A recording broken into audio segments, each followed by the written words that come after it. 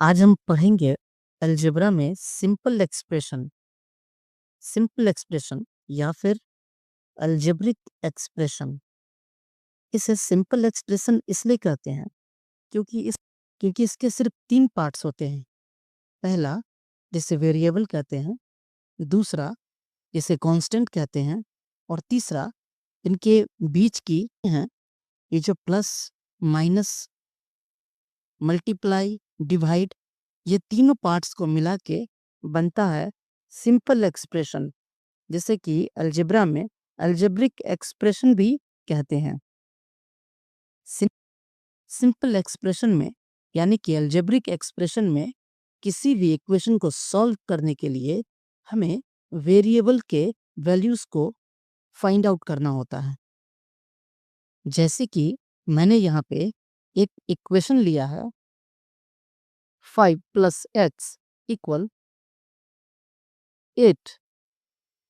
इसका मतलब है कि यहाँ पे 8 जो नंबर है ये कांस्टेंट है, बीच की एक साइन प्लस के साइन है, और फिर एक वेरिएबल है, इसका वैल्यू x जो कि वेरिएबल है, तो इसका वैल्यू कुछ भी हो सकता है।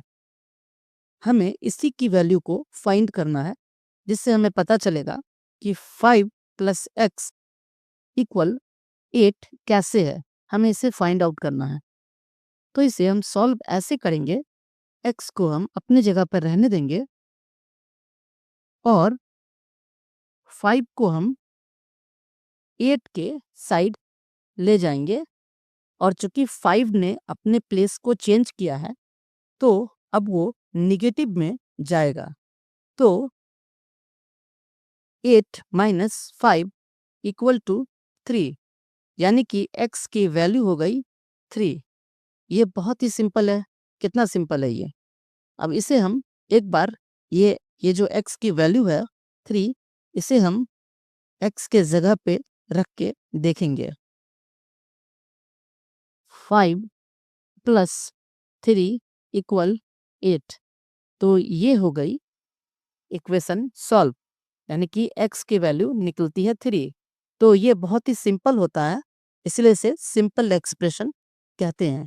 इसके 3 टर्म्स होते हैं। पहला होता है कांस्टेंट, जो कि एक नंबर होता है जो कभी चेंज नहीं होता। दूसरा होता है बीच का साइन, जो कि प्लस, माइनस, मल्टीप्लाई, डिवाइड कुछ भी हो सकता है। तीसरा होता है एक वेरिएबल, जिसकी वैल्यू हमें पता नहीं होती, हमें इसकी वैल्यू पता करनी पड़ती है इक्वेशन को सॉल्व करने के लिए। लेफ्ट हैंड साइड और राइट हैंड साइड दोनों को इक्वल करने के लिए हमें एक वेरिएबल की वैल्यू फाइंड आउट करनी होती है।